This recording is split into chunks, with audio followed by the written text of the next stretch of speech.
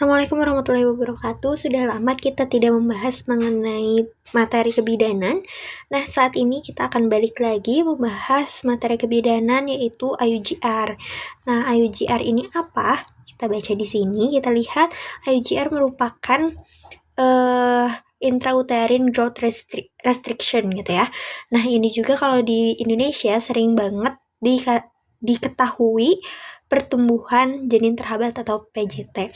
Nah, PJT atau IUGR ini didefinisikan sebagai pertumbuhan janin yang di bawah normal yang telah disesuaikan dengan potensi pertumbuhan sesuai ras dan jenis kelamin. Jadi setiap negara itu atau setiap benua mungkin ya, itu mempunyai rata-rata pertumbuhan janinnya.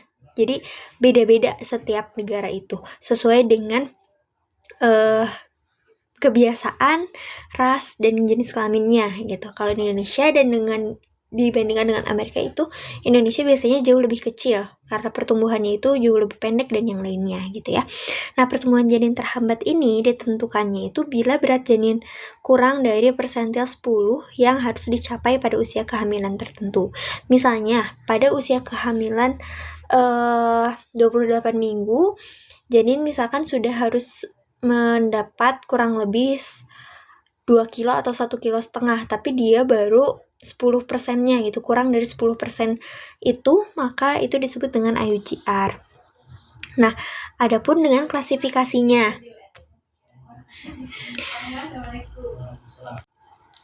Nah, setelah itu ada klasifikasi dari IUGR ini. Yang pertama ada simetris, dan yang satu lagi ada asimetris. Apa bedanya? Ternyata cukup terlihat perbedaannya, baik itu dari periode gangguannya dimulai sejak kapan, lalu insidennya, dan yang lainnya. Nah, kalau periode gangguannya untuk IUGR simetris ini, terlihatnya itu sesuai antara kepala dan perutnya, lingkar perutnya. Ini kan dilihatnya dari USG. Maka ketika IUGR-nya atau ukuran kepala dan ukuran perutnya itu sama-sama kecil, maka itu disebut dengan IUGR simetris. Sedangkan jika IUGR asimetris, ini biasanya salah satunya lebih besar atau lebih kecil. Bisa kepalanya yang normal dengan ukuran normal, atau kepalanya lebih kecil, atau misalkan perutnya lebih kecil daripada kepala dan yang lainnya gitu ya, itu asimetris. Jadi tidak simetris.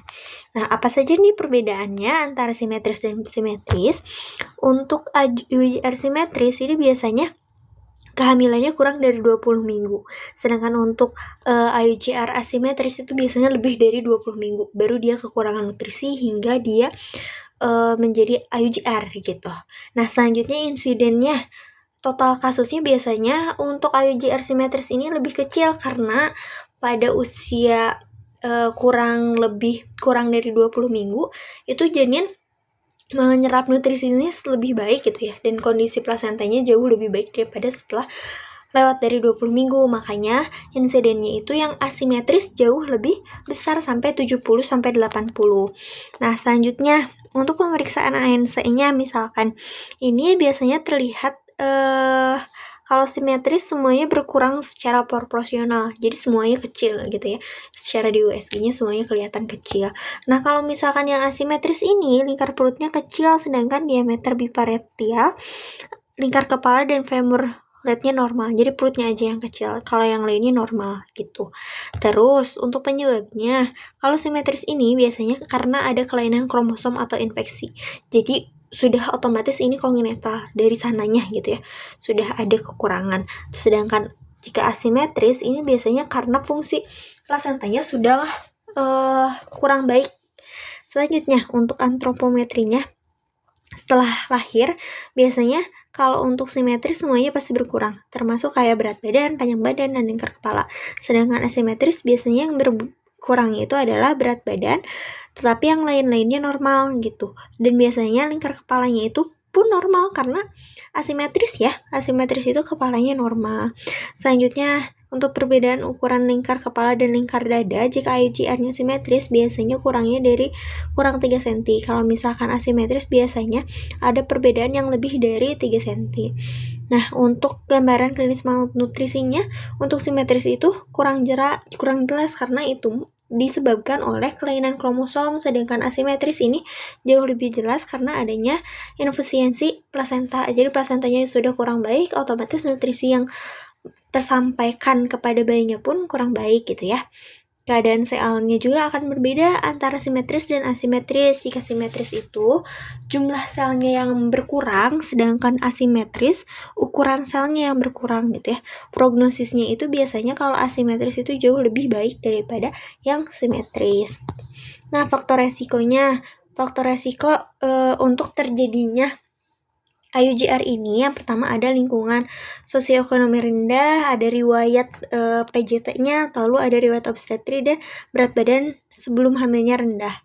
Nah, untuk lingkungan sosioekonomi rendah biasanya yang ekonominya di bawah gitu ya, itu biasanya lebih rentan terkena IUGR karena memang ini berhubungan erat dengan nutrisi. Lalu ada riwayat dengan PJT dalam keluarga. Ketika ada riwayat pertumbuhan janin biasanya akan akan ada riwayat ke selanjutnya gitu. Dia akan terkena dengan IUGR kembali gitu. Sama seperti riwayat obstetris sebelumnya. Ketika sebelumnya dia IUGR biasanya ke selanjutnya pun ada kemungkinan resiko untuk terkena IUGR kembali. Nah, berat badan sebelum hamil rendah ini termasuk kepada BMI. Jika BMI-nya kurang dari 18, biasanya nutrisinya pun kurang baik gitu ya. Selanjutnya, ini ada faktor resiko yang dibagi dua gitu ya. Ada yang sebelum kehamilan dan ada setelah kehamilan. Ketika sebelum kehamilan, riwayat PJT sebelumnya itu tadi sudah saya jelaskan, ketika sebelumnya ada riwayat PJT, kemungkinan besar selanjutnya akan ada PJT lagi jika nutrisinya tidak diperbaiki. Lalu ada riwayat penyakit kronis, ada riwayat APS dan IMT rendah dan hipoksia maternal gitu. Nah, ini semua faktor resiko sebelum adanya kehamilan. Sedangkan setelah kehamilan adanya peningkatan kadar MSAFP atau HCG. Sebenarnya semua kehamilan pun akan ada peningkatan kadar ini, tapi jika peningkatannya berlebihan itu akan beresiko kepada malnutrisi, karena seperti yang kita tahu ya, ketika HCG-nya meningkat secara berlebihan tentu akan ada mual muntah yang nantinya akan menuju ke hiperemesis gravidarum. Ketika seorang ibu dia mengalami hiperemesis gravidarum, tentu dia tidak bisa makan secara baik gitu ya, maka nutrisinya kurang baik. Terus ada riwayat minum obat-obatan tertentu, ada perdarahan bervaginam, kelainan plasenta, partus prematur, ini gemeli atau kembar, ini biasanya akan mempengaruhi kepada kehamilannya, apalagi untuk IUGR. Karena jika misalkan kembar, tentu akan nutrisinya akan berebut gitu ya, tidak akan terlalu maksimal gitu. Ini setelah kehamilan. Nah, selanjutnya ada etiologi. Untuk etiologinya itu ada beberapa. Yang pertama ada karena genetik, lalu ada karena adanya plasenta, faktor plasenta, terus ada juga faktor dari janin, dan ada faktor dari ibu. Apa saja nih?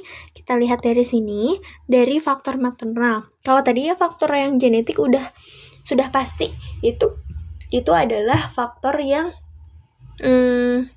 faktor dari genetik itu, gen ya. Kalau misalkan faktor yang lainnya kita bisa rincikan lagi. Untuk faktor maternal salah satunya ada hipertensi. Ketika hipertensi dalam kehamilan itu salah satu ciri bahwa kehamilan ini sudah ada bisa dibilang keracunan kehamilan gitu ya. Oleh karena itu bisa menjadi penyebabnya. Selain itu ada penyakit jantung, sianosis, diabetes, hemoglobinopati, dan yang lainnya masih banyaknya di sini. Untuk faktor plasenta dan tali pusat sebenarnya ini tuh lebih ke mengalirkan nutrisi gitu ya dari ibu melalui plasenta ke janin. Ketika plasentanya kurang baik, maka otomatis nutrisi yang akan diserap oleh janin itu kurang baik. Nah, salah satunya adalah karena ini semua gitu. Ada sindrom twin tutuin, terus ada kelainan plasenta, solusio plasenta kronik. Solusio plasenta itu kan plasentanya dia terlepas dari tempatnya gitu ya, otomatis dia tidak bisa menyerap, bahkan itu akan membahayakan kehamilan. Selanjutnya untuk faktor janinnya, biasanya karena ada infeksi pada janin seperti HIV, cytomegalovirus dan yang lainnya gitu ya. Terus ada kelainan kromosom. Tadi sudah disebutkan kalau misalkan ada kelainan kromosom, otomatis dia biasanya IUGR-nya simetris. Nah, selanjutnya ada tanda IUGR. Selain dari yang tadi faktor-faktornya, ibu juga atau misalkan kita bisa cari cara mendiagnosis tanda-tanda IUGR itu dari mana? Dari sini. Misalkan gerak janinnya berkurang. Ini sangat sebenarnya banyak ya kalau misalkan gerak janin berkurang, tidak hanya untuk IUGR. Terus untuk TFU ini yang paling penting. Jika misalkan TFU-nya kurang dari 3 cm dari TFU normal, itu kita bisa kategorikan atau misalkan kita bisa menjadi suspek IUGR. Karena untuk itu harus segera tindak lanjut, apa harus di USG dan yang lainnya gitu ya.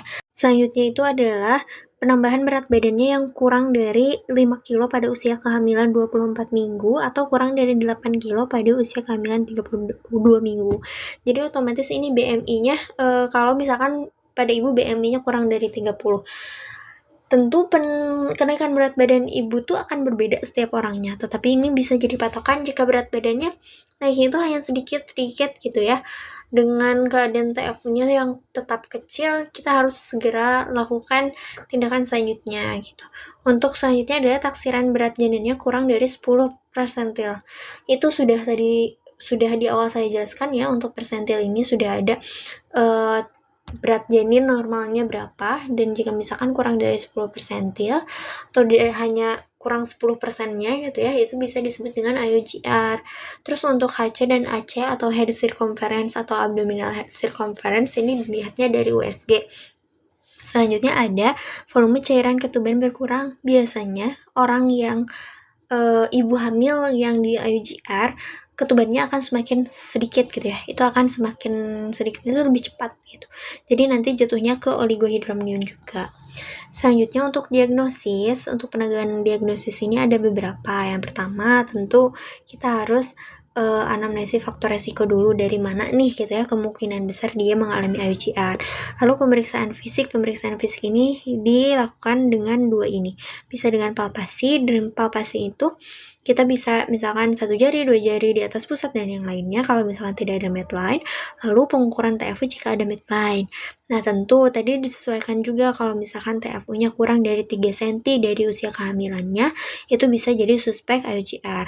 Untuk TBJ, abdominal circumference dan yang lainnya ini dilakukan oleh SPOG atau spesialis obstetri dan ginekologi melalui USG. Nah, selanjutnya untuk penata laksanaannya, bila diketahui penyebabnya, cepat hindari dan obati penyebabnya gitu ya.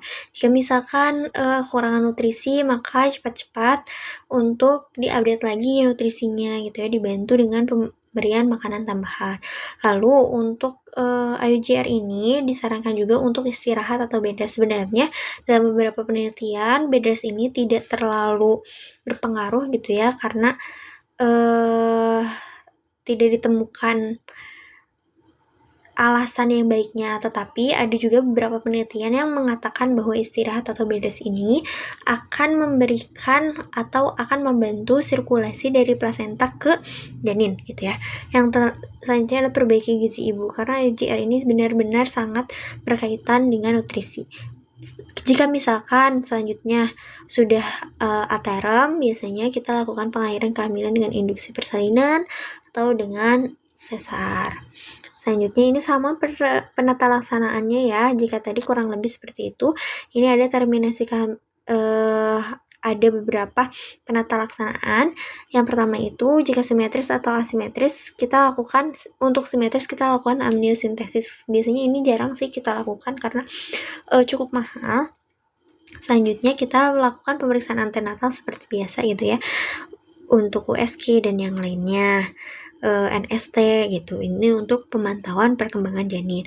Selanjutnya ada terapi terminasi kehamilan jika kehamilannya sudah aterem lebih dari 37 minggu, sudah diberikan kortikosteroid atau pematangan paru. Biasanya untuk IUGR ini di bawah 28 minggu itu sudah diberikan dengan kortikosteroid. Nah, itu adalah salah satu penata laksanaan dari IUGR. Mungkin jika teman-teman ada yang mau tanyakan, boleh dimasukkan saja di kolom komentar. See you, sampai jumpa di video selanjutnya. Assalamualaikum warahmatullahi wabarakatuh.